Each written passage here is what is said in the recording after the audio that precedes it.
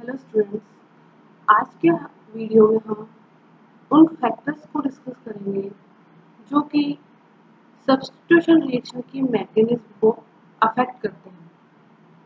पिछले वीडियो में किस किस टाइप की मैकेनिज्म सब्स्टिट्यूशन रिएक्शन फॉलो करते हैं वो डिस्कस कर चुके हैं। आज के वीडियो में हम देखेंगे कि किसी भी रिएक्शन की जो मैकेनिज्म है वो किस किस फैक्टर पर डिपेंड करती है।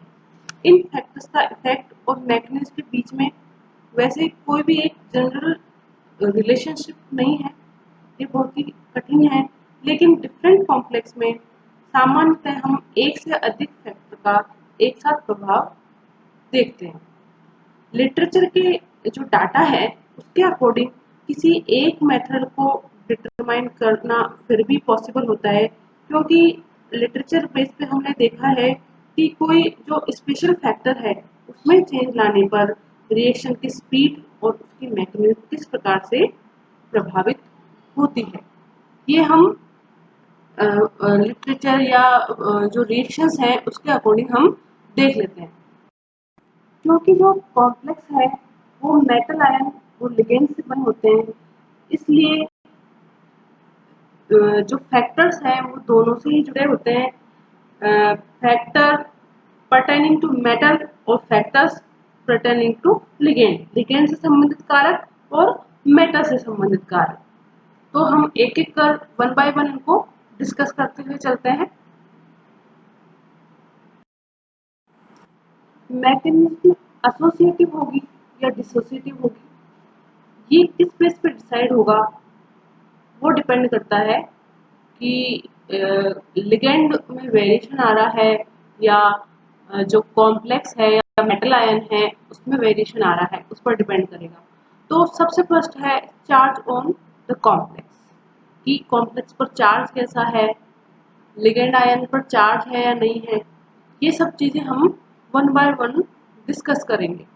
सेकंड है effect of leaving group, leaving group की नेचर भी डिपेंड करती है।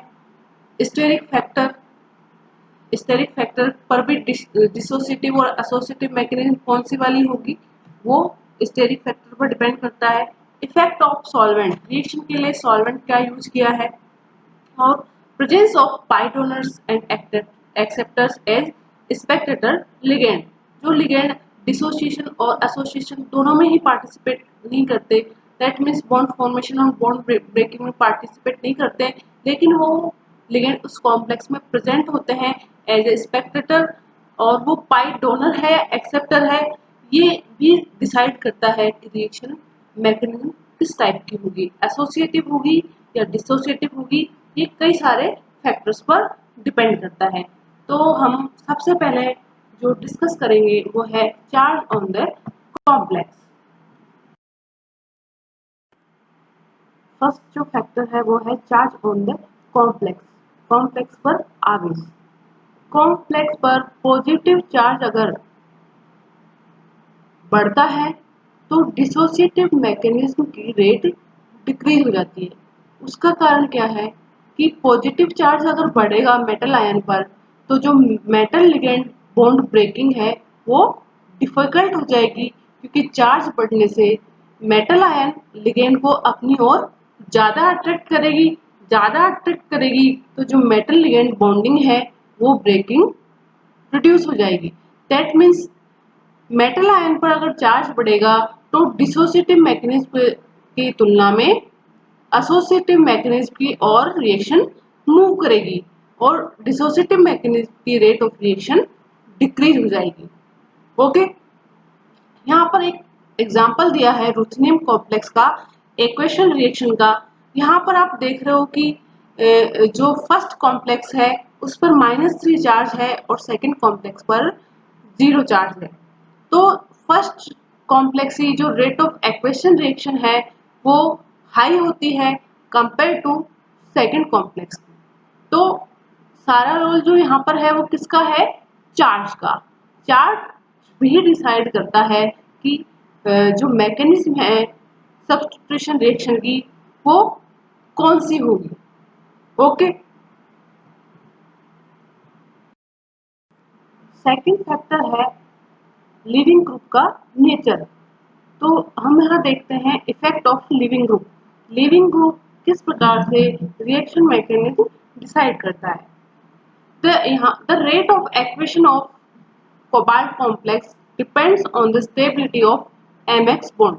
यहाँ पर एक कोबाल्ट का कॉम्प्लेक्स है, उसका एक्वेशन कराते हैं, जल योजन कराते हैं, तो जो एक्वेशन की रेट ऑफ रिएक्शन है वो डिपेंड करेगी कोबाल्ट आयन और जो एक्स लिगेंड है उसकी उस बॉन्ड की स्टेबिलिटी पर।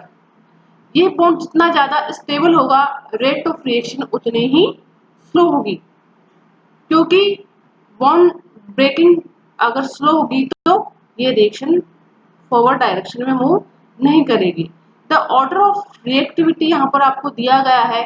कुछ लिगेंड हैं जिनकी जनरल स्टडी के आधार पर यहाँ पर एक ऑर्डर दिया गया है। Carbonate ion, nitrate ion, iodide, bromide, chloride, sulphate, fluoride, thiocyanide और नाइट्रो ग्रुप। यहाँ पर इनकी एक रिएक्टिविटी का ऑर्डर दिया गया है। ये जो ऑर्डर है वो सेम ऑर्डर है किसी भी कॉम्प्लेक्स की थर्मोडायनेमिक स्टेबिलिटी। कोई भी कॉम्प्लेक्स अगर इन लिगेंड को कंटेन करता है तो इनकी जो स्टेबिलिटी का ऑर्डर होगा वो इनकी रिएक्टिविटी का ऑर्डर होगा। क्लियर है? यहाँ पर 3 कॉम्प्लेक्स दिए गए हैं और उनके रेट कांस्टेंट दिए गए हैं। फर्स्ट जो कॉम्प्लेक्स है उसमें लिविंग ग्रुप है नाइट्रेट आयन, सेकंड में है आयोडाइड आयन और थर्ड है फ्लोराइड आयन। तो लिविंग ग्रुप जो अच्छा लिविंग ग्रुप है वो है यहाँ पर नाइट्रेट आयन, फिर आयोडाइड, फिर फ्लोराइड।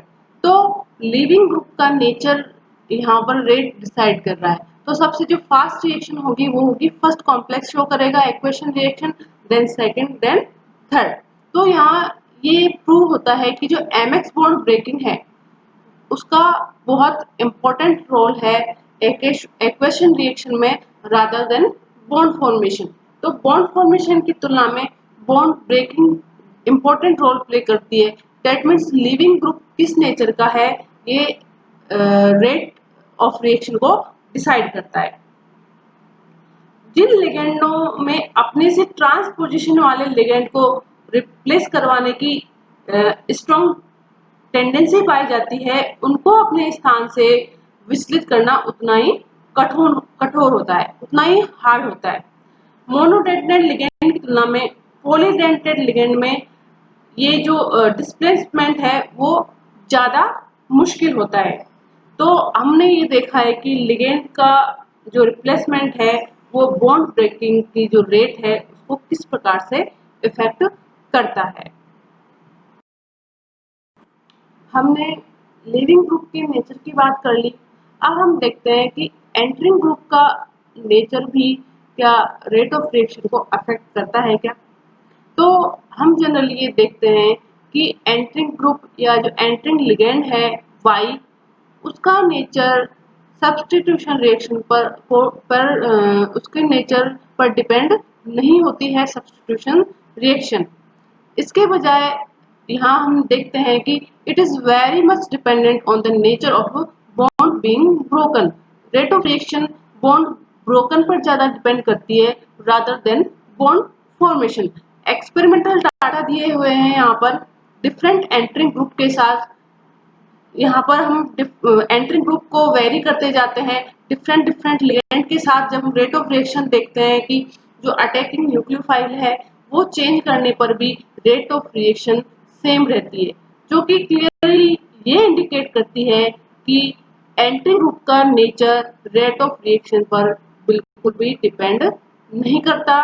किसी भी रिएक्शन की रेट इंडिपेंडेंट होती है एंटरिंग ग्रुप की नेचर से।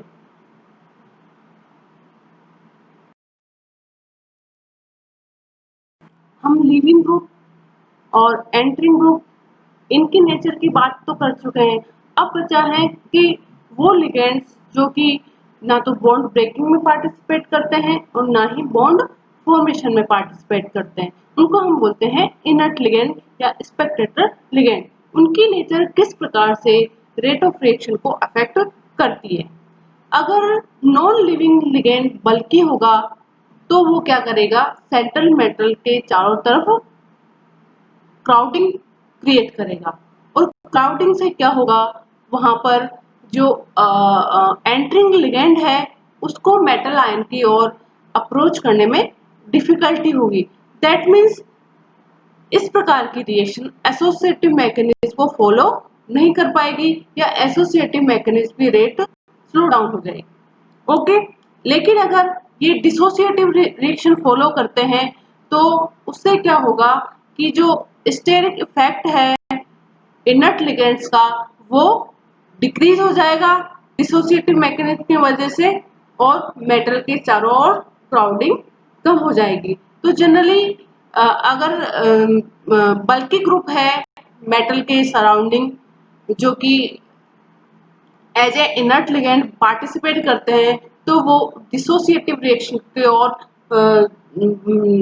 डिसोसिएटिव मैकेनिज्म को फॉलो करेंगे रादर देन एसोसिएटिव मैकेनिज्म के। ओके,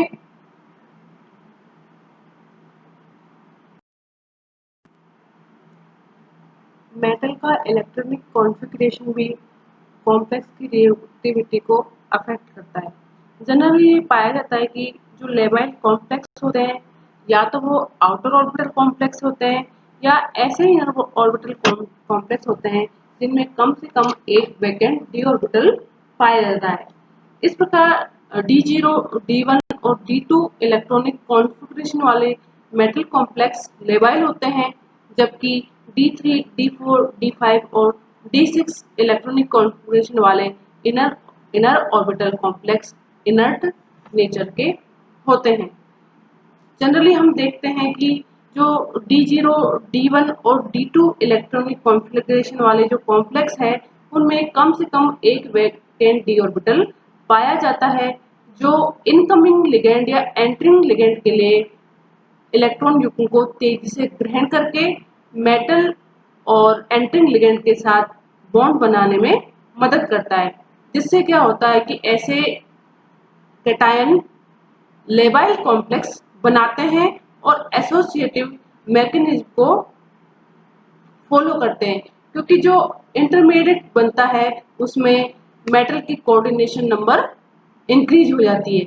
ऐसे सभी कॉन्फ़िगरेशन के आउटर ऑर्बिटल कॉम्प्लेक्स भी लेबाइल नेचर के होते हैं, क्योंकि इन कॉम्प्लेक्सेस में बॉन्ड फॉर्मेशन के लिए ज्यादा एनर्जी के हायर डी ऑर्बिटल्स का उपयोग किया जाता है, और माना जाता है कि अधिक ऊर्जा के कक्षकों के उपयोग के कारण mx बॉन्ड ज्यादा अनस्टेबल हो जाता है और बॉन्ड डिसोसिएट हो जाता है, और फिर यहाँ पर कौन सी मैकेनिज्म फॉलो होगी, डिसोसिएटिव मैकेनिज्म फॉलो होगी।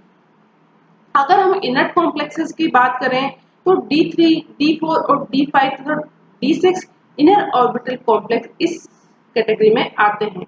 इस लेबिलिटी को इस इनर्टनेस को हम इस आधार पर समझा सकते हैं कि इन कॉन्फ़िगरेशन में कोई भी वैकेंट डी ऑर्बिटल नहीं पाया जाता, और इनकमिंग जो लिगेंड है उसके इलेक्ट्रॉन पेयर के लिए यहाँ पर कोई भी स्पेस प्रोवाइड नहीं किया जा सकता।